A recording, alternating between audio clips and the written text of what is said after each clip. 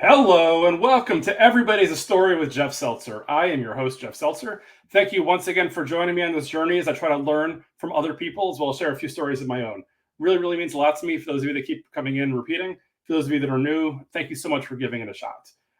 As usual, anything you want to know about the show, you can check out on Instagram at Everybody Has a Story Pod. Additionally, my personal Instagram is Seltzer77. You can reach us directly at everybodyhasastorypod at gmail.com. For all things Jeff Seltzer, you can check me out at jeffseltzer.com. Want to remind you as well that if you want to be a guest, have any comments about the show, or you like my hat, whatever, definitely check us out on Instagram. Send me a DM. DMs are open.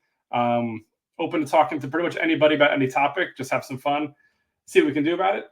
Additionally, as a reminder, we are on all podcast platforms. We're on Apple. We're on Spotify.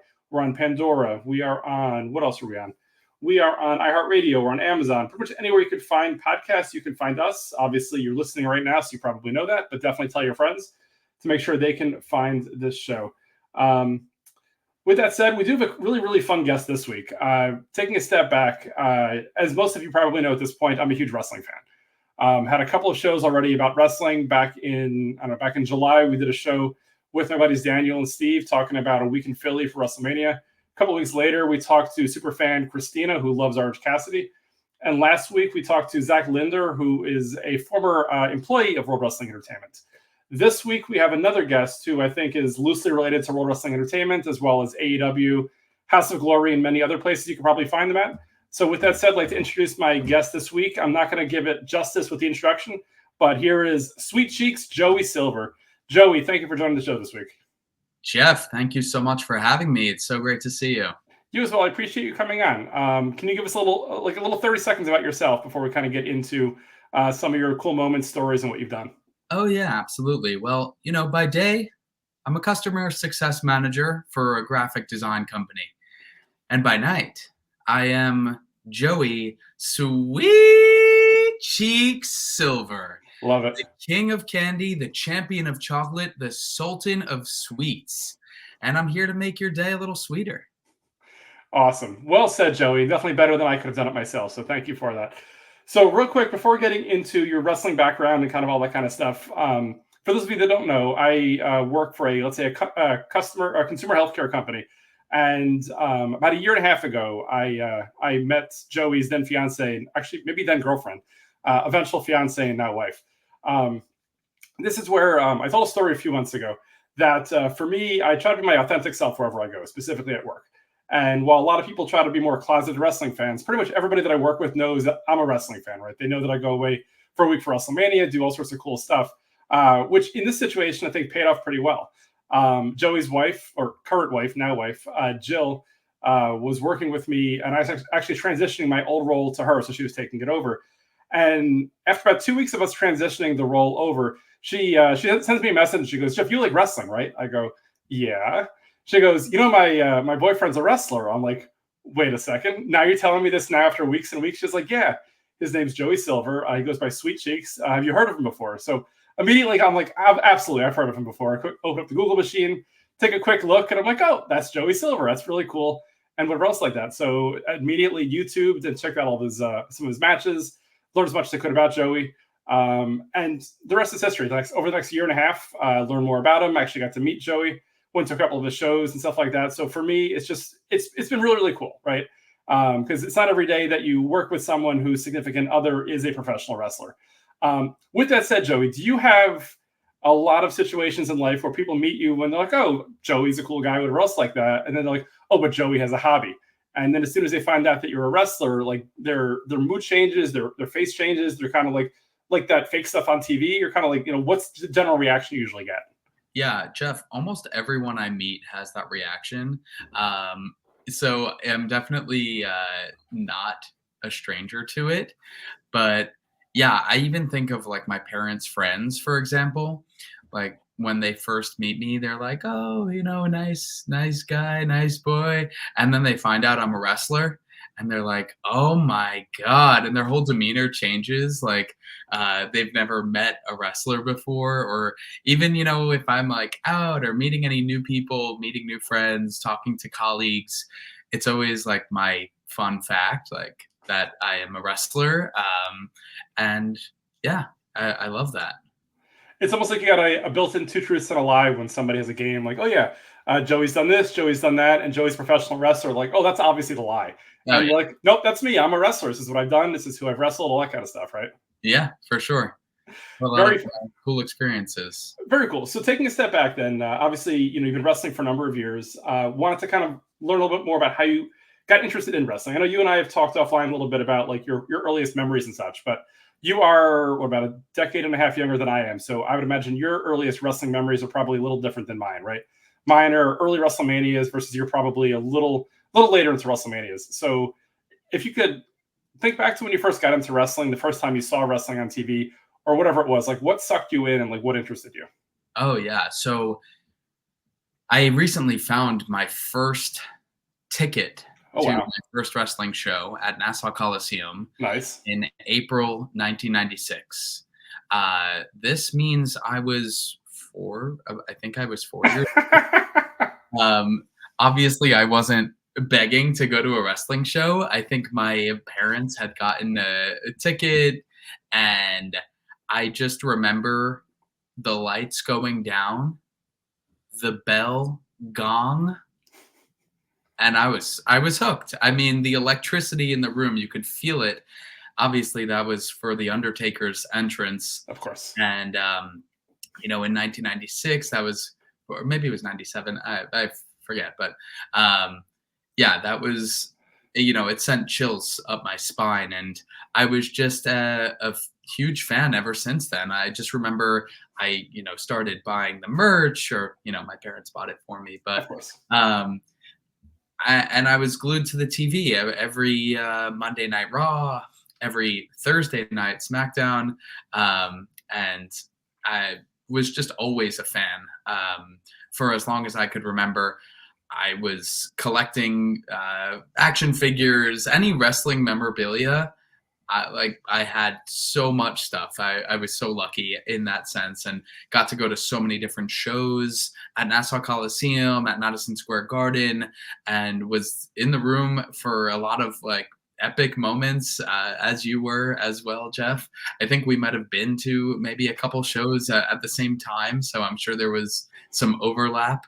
But yeah, I was always a fan, and it was just always the only thing I wanted to do. Like everything in my life, I had every decision I made and every activity I did was like to become a wrestler.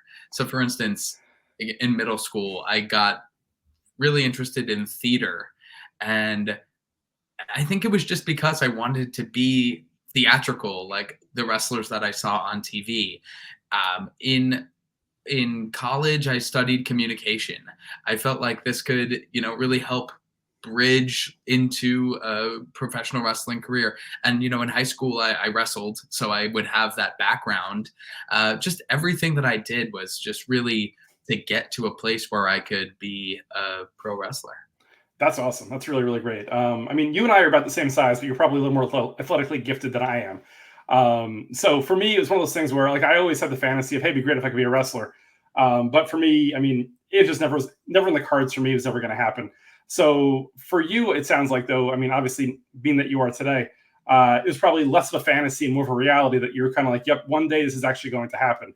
Versus for me, I was like, I'm just a Jewish kid from New Jersey. It's probably never going to happen, right? Outside of we've talked about it before. Like there's Raven, there's Goldberg, there's a couple of notables, but like for the most part, like people like us, let's say, don't generally make it in wrestling. So it's amazing and it's great that you've been able to train, learn, do your thing, have fun with it, and even get on TV a number of times, which is fantastic.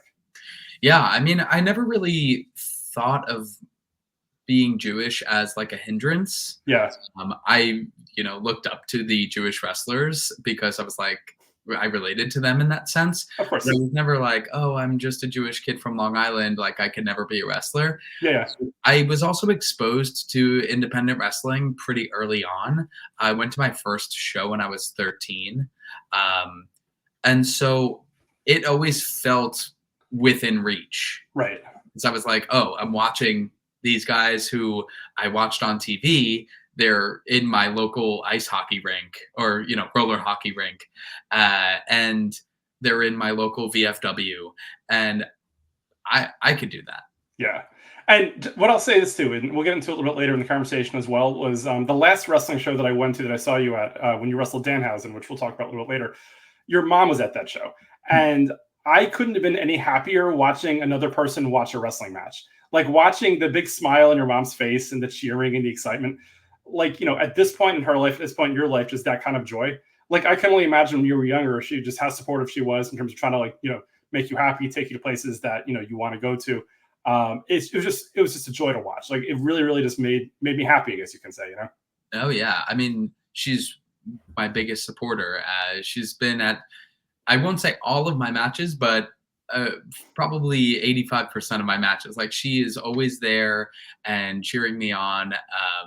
She's Mama Sweets. Yes. She's right there in my corner. She's been involved in a storyline, and we can get into that too. Nice. We can put her up there with what Jay Lethal's mom, MJF's mom, and Joey Silver's mom are the top three moms in wrestling, right? That's it. Maybe throw Trent Beretta's mom in there too. That's right. Sue, right? Is that her name? Yeah. Sue Beretta. Awesome. So with that said, again, as you said, you've been a big wrestling fan, longtime wrestling fan. You went to college in Delaware. Is that correct? Yeah, that's right. I also, while I was there, I was wrestling as well. I found a local independent promotion there, Right Coast Pro, and I wrestled for them for a couple of years, even after graduating. Was it challenging going to college as well as, I guess, going to wrestling school at the same time? Like, was it kind of like you had to prioritize one, but then you did, wrestling school when you had free time? Like, how did that work out? Yeah, I mean, I always thought it was just so cool. Like I was living my dream, so I didn't really care what anyone else was thinking. I know some people could probably come on here and say, "Oh, while all my friends were out drinking and going to the bars, like I was training." But it wasn't like that for me because I didn't view it as like, oh, I have to train. Like I was excited to do it, and I was excited to spend my Saturdays at the Right Coast Pro Training Center. And I was excited to spend my Friday or Saturday nights in front of the hundreds of fans and, doing my thing. And I even had some of my friends from Delaware, like from school, they would come and watch. So that was always really exciting for me. That's really cool. Was there anybody notable that either trained you or was part of your training class, or kind of like those groups of people that came through at that time? Yeah, for sure. I'll make mention of two people. Okay. Well, maybe three. So Jim Kettner, he is the founder of the ECWA, The Super 8, right? the Super 8. Yeah. Yes. So he kind of jumped over. There was some Delaware wrestling drama, I guess. He kind of jumped over to Right Coast Pro, and he was helping them build out, their roster and build out their shows. And he was a huge mentor for me. So Awesome. I know that he's played a huge role in the Delaware scene. You'll hear Christian Cage talk about his influence. And a number of other people who have participated in the Super 8, from Amazing Red, I don't know, there's a ton, Tommaso Ciampa, Okay. a ton of guys have participated in that legendary tournament. And so to have Jim Kettner as a mentor was always really special. And another guy who I trained with, named Colton Quest, him and I had some great rivalry and some great tag team matches. He unfortunately passed away a while back, but one of my peers who I really admired. And another guy who was pretty big over there was Matt Stryker. Yep. Wait, which one though? The unibrow or the teacher? The teacher. The teacher. Yeah. Okay.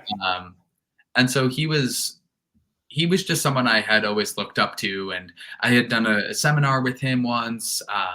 So yeah, it was pretty cool to kind of share a locker room with him. And that was pretty early in my wrestling career. So I would feel like I was just starstruck by everyone. I was like, oh my God, there's like local indie guy. So just a clarification for those listening. So the reason why I asked the question was because weirdly there were two wrestlers both named Matt Stryker. One of them was in Ring of Honor in the early 2000s, known for his unibrow or having one eyebrow. The other one, there's an infamous story about how he was a school teacher who wrestled on the weekends and supposedly or allegedly called out of teaching sick so we can do either an indie show or a WWE tryout or something like that. They found out, I think he got let go, and he eventually got a job with WWE off of that or something. He was there for a number of years, so that's the main reason for my question, because it's a weird question to say which one. There were truly two Matt Strikers, same name, just different looks, different styles. Yeah, I didn't know about the unibrow guy. That's the question, then, I guess. That's funny.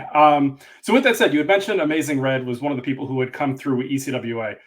Let's fast forward a little bit through your career. And for those of you that aren't aware, Joey wrestles a decent amount for a company called House of Glory Wrestling, which wrestles out in Queens, New York. They have shows probably about once a month or so. They've kind of gone cross country. They had a show in the New England area over the summer, I believe it was. They went to Vegas, they went to Chicago. And Amazing Red, I believe, is the owner or one of the trainers, or he has something to do with House of Glory Wrestling, correct? Yeah, that's right. He's the head trainer, part owner. Yep. So, fast forwarding to like now or a bunch of years ago when you got to House of Glory, like, did the Amazing Red connection from ECWA help you get in there? Or was it just purely coincidence, the fact that you live up here and you just kind of got an opportunity? Yeah, purely coincidence. I just knew that he had participated in the Super 8. Gotcha. But yeah, it was in 2018 I actually started training at House of Glory, and it was tough, honestly. It was a kind of tough to get into because I guess I had stopped wrestling for a little bit, took a little break, and just to kind of focus on work and my professional life. But I decided, in 2018, things were just kind of like dark. I felt like I was missing a part of myself. And so in 2018, I decided to go back to wrestling, but not where I had originally trained on Long Island at NYWC. I decided to check out a couple different schools. So I actually went to Johnny Rod's school to check it out, and it felt a little I don't know, scammy. Can I say that? But You can. I've heard stories. You can say that. yeah, yeah. So I was like, maybe this isn't for me. And then I found, House of Glory. I had gone to a couple of House of Glory shows previously and was really impressed with the shows. And I remember the first day, it was just me and Brian XL, who's the other owner. And I kind of had to prove myself because I couldn't really go to class on the beginner class days. I had another commitment.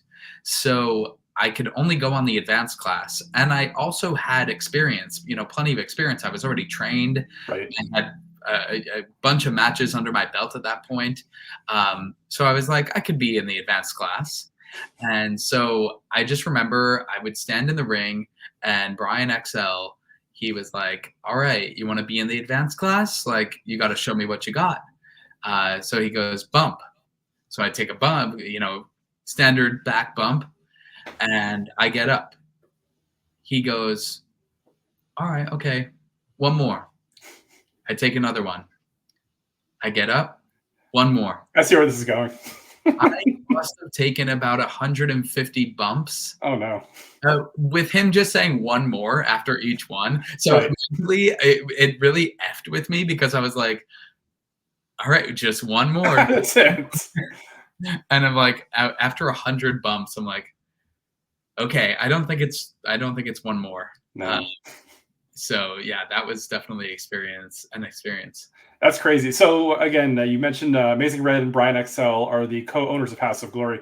For me, so back in like 2003, 2004, early Ring of Honor days, this is before AEW owned them and such. I used to go to shows all the time in either the Philly area or in Elizabeth, New Jersey and such like that. And Brian XL, I think, was early days, but Amazing Red was key for a while. He was tag champions with AJ Styles, who a lot of people know of him from, Raw and SmackDown nowadays. Like, I remember seeing him years ago, then on TNA Wrestling for a number of years. So for me, I guess not too long ago, when I found out that he was still part of wrestling, I saw him in GCW and then in House of Glory. I was like, wow, it's been 20 years and he can still go. Like, it's just crazy to see, he obviously is co-owner, but at the same time, like, he wrestles from time to time and he's still very impressive. Yeah, I was just in the ring with him at the last House of Glory show about a week ago. And yeah, we were in the 6-way match together.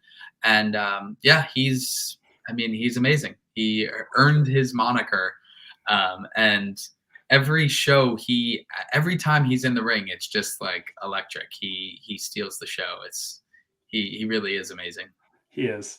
He is. So you'd mentioned that you were in a six-way match with Amazing Red and a few others about a week and a half ago. So I'll say disappointingly, I wanted to watch it live streaming on Triller TV, but it was delayed for whatever reason, and it's still not up yet. I think last I read, it's going to be up later this week. So I've got to keep waiting and waiting to watch it. Otherwise, I was hoping to watch the match before this conversation, but it didn't Yeah. quite happen yet. So Oh, sorry. it's I okay. think, yeah, they run into some streaming troubles every now and then. Well, I guess when you're running like a random, club in Queens, sometimes the Wi-Fi isn't what you'd like it to be, I guess, right? Yeah. So it just kind of happens. With that said, getting back to the match again for a second, do you have any like pre-match rituals? Right. So you've been wrestling for a number of years, on and off. You wrestle fairly consistently now. Are there things that you do before the match to either get yourself psyched up, kind of get yourself in character, kind of like what do you do?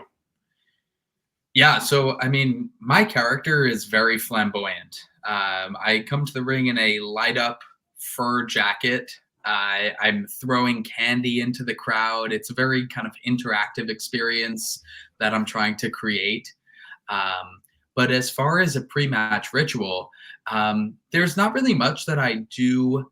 I guess two things. I mean, I'll just to make sure I'm like warm and kind of warmed up a little bit.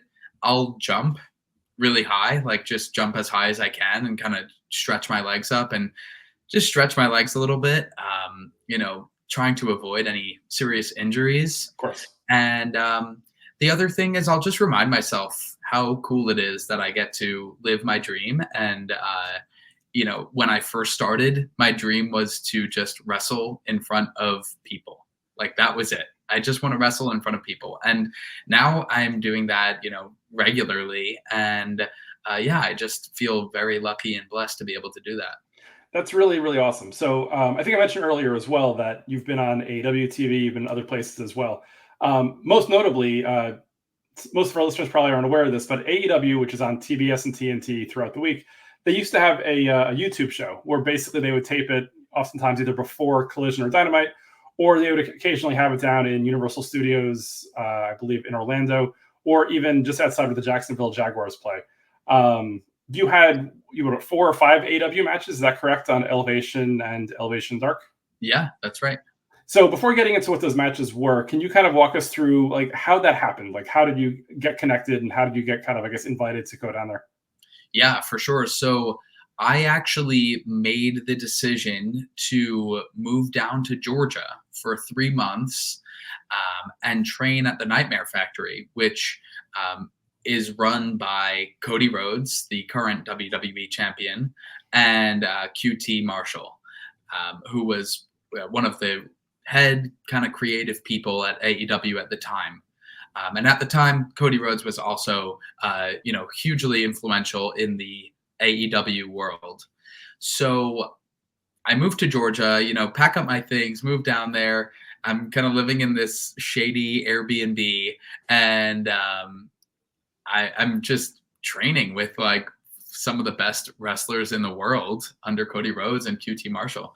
And I guess, I just made an impression there. I did my best every day. We were training 4 or 5 days a week. And I just wanted to kind of break in. My goal with doing that and training at the Nightmare Factory was to make those connections and get myself on AEW Dark and Dark Elevation. And I did. It wasn't long after that that camp was done. They texted me and said, hey, come down to Orlando. We'd love to have you for a dark taping. But I will say, towards the end of the camp, they kind of made a spectacle of announcing one guy that was going to make his AEW Dark debut. And I'm thinking, I hope it's me. I hope I'm sitting there, fingers crossed, like, oh my gosh. And they go, we are so excited for this guy to be making his AEW Dark debut. And I thought they were going to say, that's it. It's coming. JDX. And huge respect for JDX, really talented wrestler out of the Midwest. But I was crushed. And I was like, I need to make my AEW debut. I would imagine it's got to be tough, right? You're spending all the time there. I mean, you made a strategic decision to uproot yourself from whatever you're doing up here, working, all that kind of stuff, to kind of live down there for a little while, train, learn as much as you can. That's a huge investment in yourself.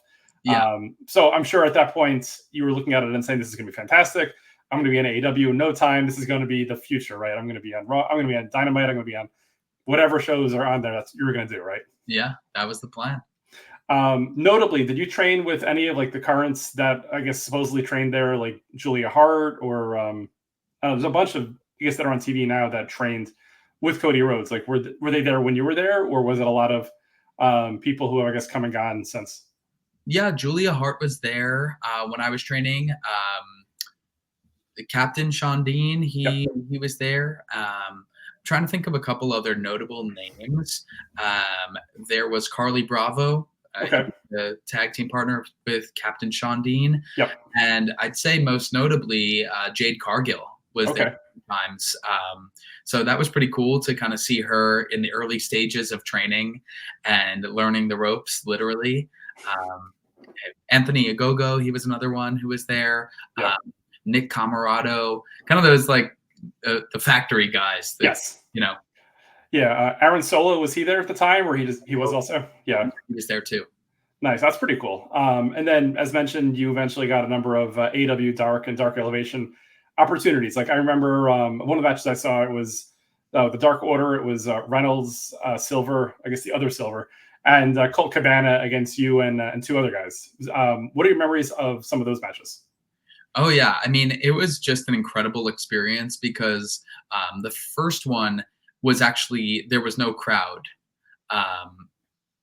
If I'm thinking of them correctly. Yeah, it was just other wrestlers in the crowd because it was a dark taping. During COVID times, for those that aren't aware. Yes, during COVID times, I think 2022, or maybe 21. Okay. My memory is a little rusty there, but yeah, I mean, it was so cool. Just kind of calling the matches in the back with the guys. It was such a great experience, and they were so nice. They tried to, let me get some stuff in, which was great.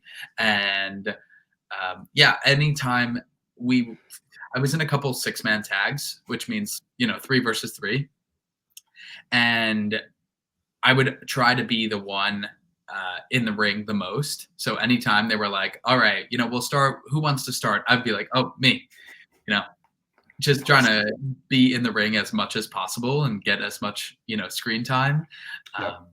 But I will say, had some good matches with Dark Order. And I think my favorite match was probably with the Gunn Club. Okay. Yeah. So working with Billy Gunn. That's gotta be crazy, right? The guy's a legend, and you watched him when you were growing up, right? Yeah, I had folders with his face on it. Like to call a match with him and work with him in the ring, truly one of the coolest experiences I've had in wrestling. And not only that, it was in front of probably about 10,000 people at the UBS Arena. Oh, wow. And my parents were there. My brother was there. It was unreal. So cool. That's really amazing. That's got to be an awesome experience there. One thing that I thought was kind of funny was the fact that because there is already a Silver in AEW, they did make you change your name for the wrestling matches in AEW, which just kind of cracked me up. So obviously there is John Silver in the Dark Order. So you were wrestling under the name of Joey Sweets, which I think is a perfect match between the name that you have, but also your gimmick, your nickname, right, of Sweet Cheeks. So you just kind of called yourself, Joey Sweets. I assume that was something they kind of forced on you. You didn't voluntarily say, I want to change my last name, right? Yeah, they kind of came up to me. It was actually Captain Sean Dean. Okay. He kind of runs the extras over there. I don't know if he still does, but at the time he was in charge, and he was kind of just like, so, you can't be. And I was like, yeah, I figured. He said, you got any names in mind? And I was like, let me think about it. Come back to me. And he says, he came back over to me probably about 10 minutes later, and he goes, "Joey Sweets," and I'm like, "That works." Perfect. Um, and yeah, at the Billy Gunn match, my wife was also there, so that was just calling back to that one. Don't want to leave her out. Of course, of course. Oh, shout out to Jill, of course. Shout out to That's really, really awesome. Any other memories from AEW, or do you want to talk about? You've done extra work for WWE, is that correct? Yes, I was really lucky to do some extra work for WWE. Um, got to share the screen with Rey Mysterio Nice. and with Bobby Lashley. So yeah, really cool stuff. I mean, for the Rey Mysterio spot, it was kind of just like he was resting up from an injury that he had sustained earlier from the night, and I was an EMT. I was medical assistance, kind of just looking through my medical bag, trying to find something to help him with his injury. So that was hilarious. And then he got attacked, and I was kind of just like standing over him. And with Bobby Lashley, this was at Barclays Center, and the Rey Mysterio one was at Madison Square Garden, which was Wow, that's awesome. cool in itself, just Yeah. to be there, and then to be paid to be there was something. But at Barclays, I got to do a little kind of similar thing with Bobby Lashley, where I was medical staff. Only this time, I got to run down the ramp, on Monday Night Raw, and go tend to Bobby Lashley's hurt shoulder. And so, yeah, there's video footage out there of me trying to ease him. Well, I mean, obviously, you've been typecast as what, a doctor or medical specialist now. So this is what you do, right? I mean, if the sweets gimmick doesn't work, it could be Dr. Joey Silver. I'm sure that would probably pass, right? Yeah, trust me. I play a doctor on TV. You and Doogie Howser, right? Yeah, exactly. Absolutely, absolutely. So you've been doing this for a number of years now. Do you have any wrestling goals that are in your future still that you'd love to kind of jump at? Like, if someone said to you, Joey, what's next for you, or what do you want to do, or what would be kind of like the pinnacle for you? Like, what would it be?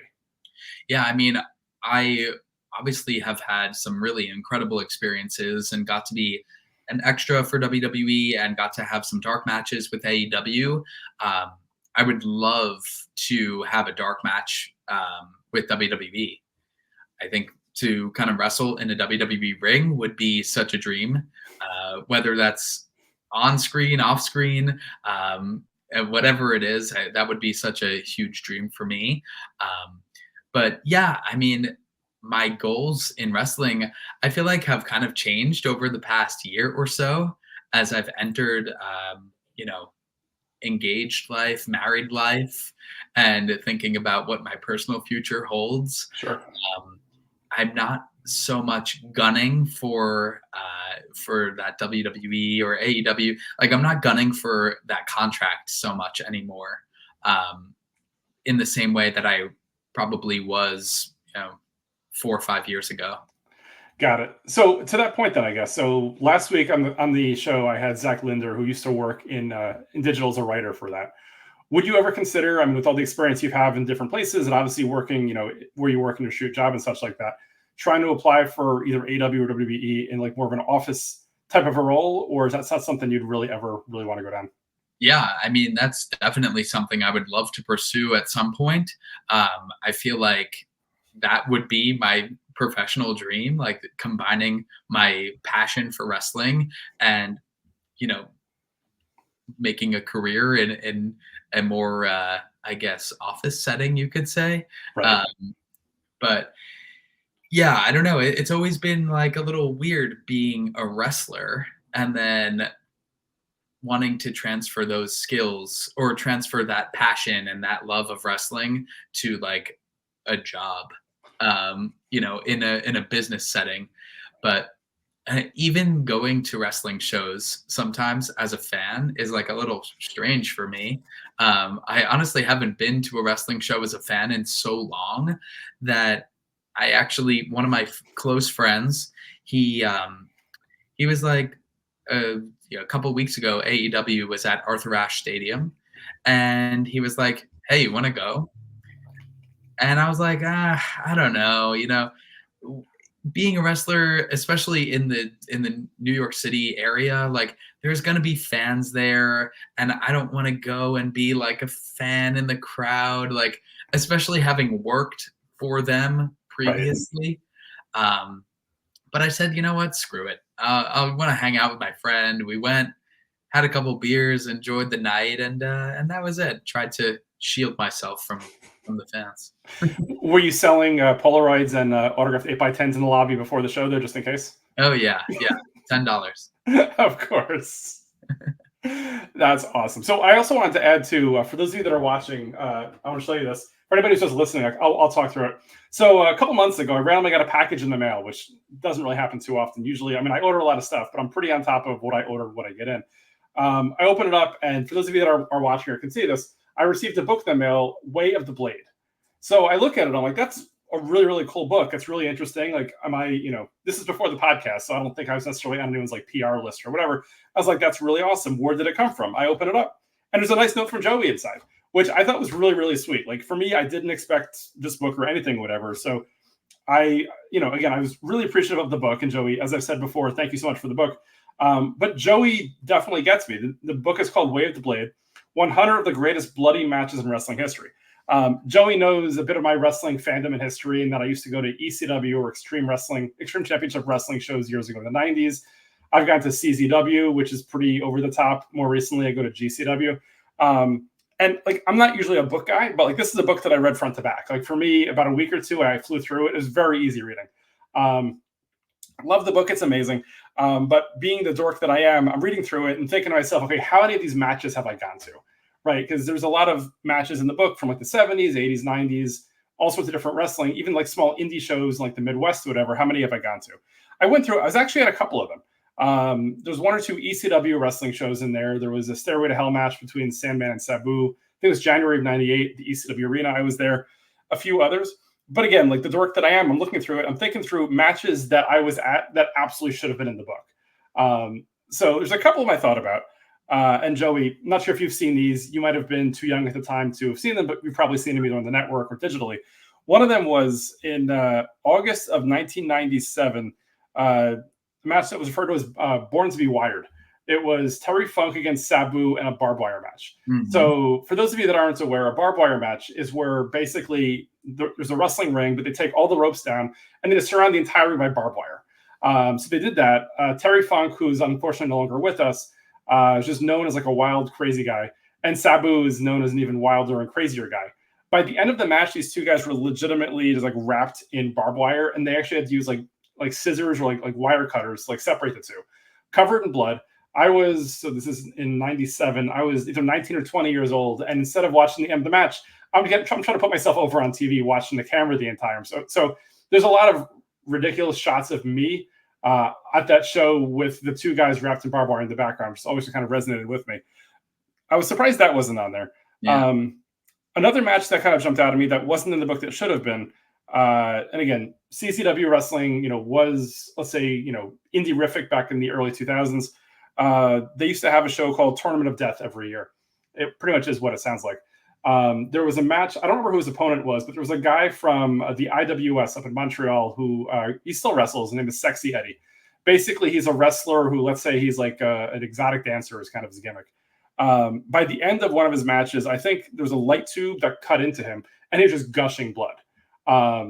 Always stuck with me. Again, another one that I was, I guess, kind of surprised that was not in the book. They did go for a number of WWE matches that I guess try to get like mainstream push or kind of whatever. They put it in the book to get attention.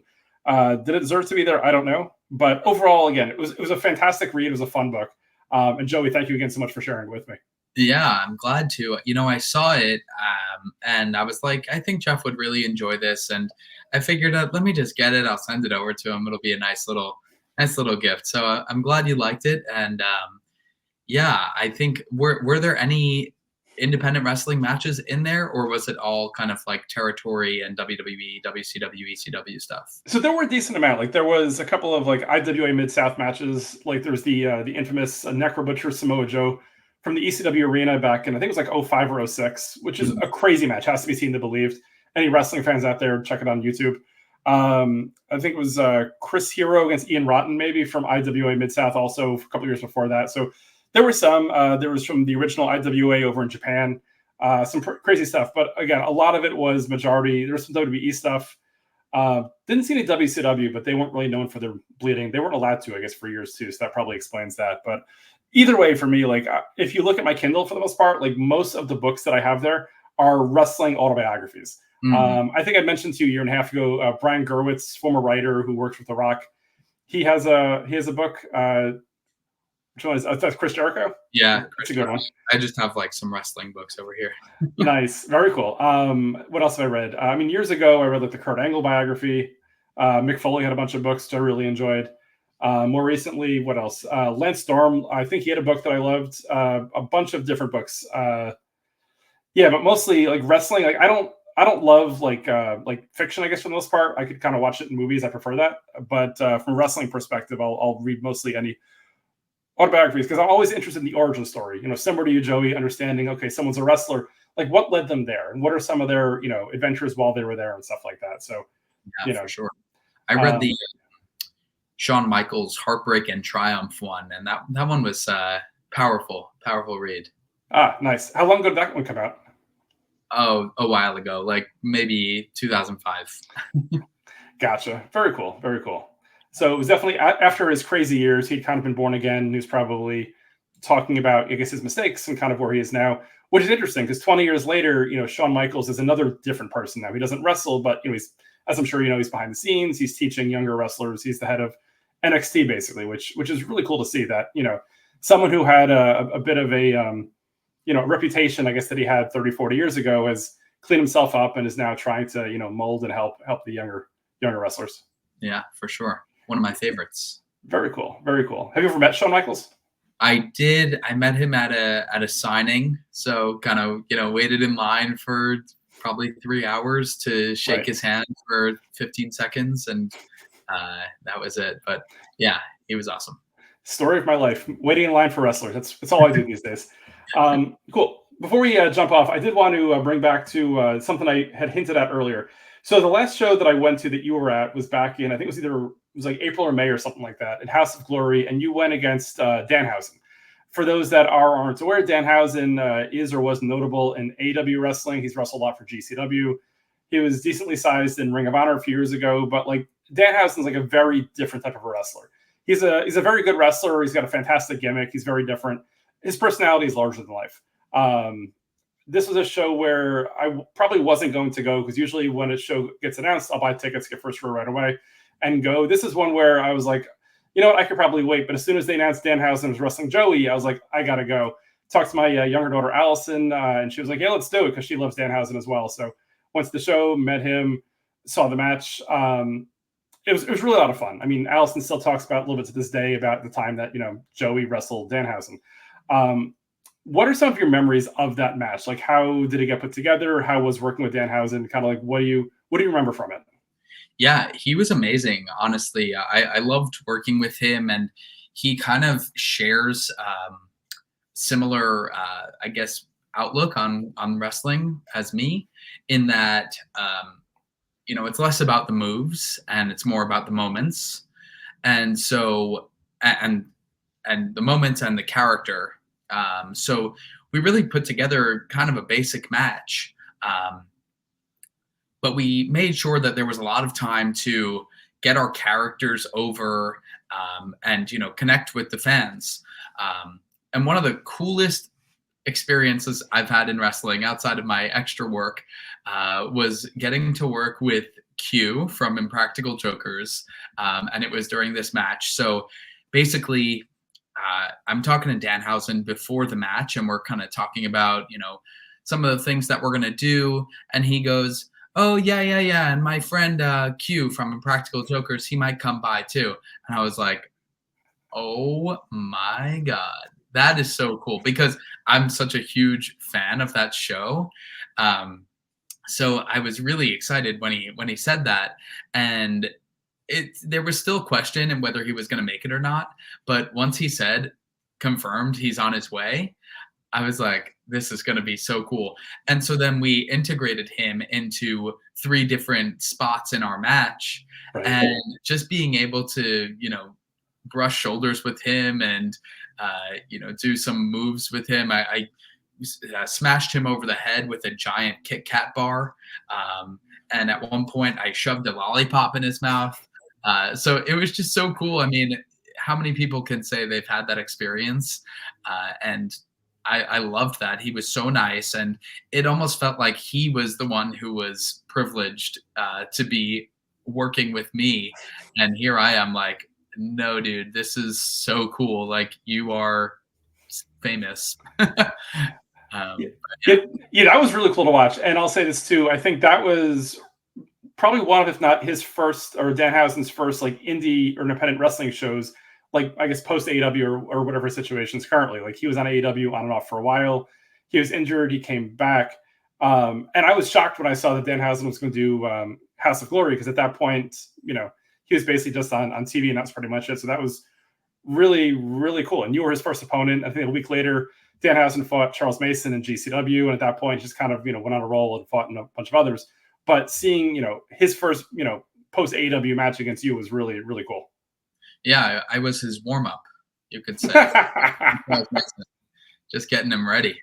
And then actually, I think it was a week after that, or maybe, I don't know, a week or two after that, he actually faced a guy in Chicago, Trevor Outlaw. Okay. And he was at Nightmare Factory with me. So, oh wow, an old pal of mine. Small world, right? Yeah. Awesome. Well, Joey, this has been amazing. Before we sign off for the night, anything that you'd like to plug? Anything you want to support? Anything you want to talk about? Yeah, I mean, if you're interested in my story and you liked what I have to say and you want to see what I look like, if you're only listening to the audio version, you can check out my Instagram at Joey_Silver. And that'll be the best place to reach me, to follow me, see what I'm up to, see what I'm doing. House of Glory has a show October 18th, which I think when this drops, it'll be a couple days later. So if you're in the New York metropolitan area, Long Island area, and you want to see some incredible wrestling, there's going to be Nick Nemeth, formerly known as Dolph Ziggler, going up against Hijo del Vikingo, which is going to be a crazy match. That's a good one. Yeah, so super excited for that. And I'll be doing something on that card. I'm not sure yet what it will be, but something exciting, giving away some candy in the spirit of Halloween. But yeah, that's all I got in terms of plugs. That's awesome. And for those of you that aren't aware of how to watch shows, obviously you can go see House of Glory in person, or you can watch it streaming on Triller TV, which is a really cool streaming service that includes what else? A GCW wrestling. There's a bunch of other smaller independent wrestling shows. I think they have Slap Fight. There's a bunch of other random stuff there. For like $5 a month, I get all the wrestling I can eat, which is fantastic. It's the entire library. You can go back and watch the old Danhausen Joey match. You can watch other stuff. Back when Joey was the cruiserweight champion about a year and a half ago, or something like that. Yeah. So some really some killer classics there you can go check out. So definitely that. Additionally, House of Glory is on YouTube, so you can see some matches and some cool clips that way too. With that said, thank you all for joining. As always, really appreciate you guys joining us on a weekly basis. As always, you can check us out on Instagram at everybodyhasastorypod. You can email us at everybodyhasastorypod@gmail.com. My personal Insta is Seltzer77. As usual, for all things Jeff Seltzer, you can check me out at jeffseltzer.com. Shoot me some comments, send me a DM if you want to be a guest. That's what I'm here for. Otherwise, the next couple of weeks, we have 2 more episodes I've already booked. I believe next week will be a return of Megan Fernandez. A couple weeks ago, we talked to John Germain about Halloween Horror Nights at Universal. We also did the Not So Scary Halloween over at Disney World the same week. So I will be talking to Megan about her experiences in that. Additionally, probably have a solo pod coming up as well. So if you have any ideas or whatever, shoot me a note. Otherwise, have an amazing day, an amazing week, and we'll talk soon. Later, team.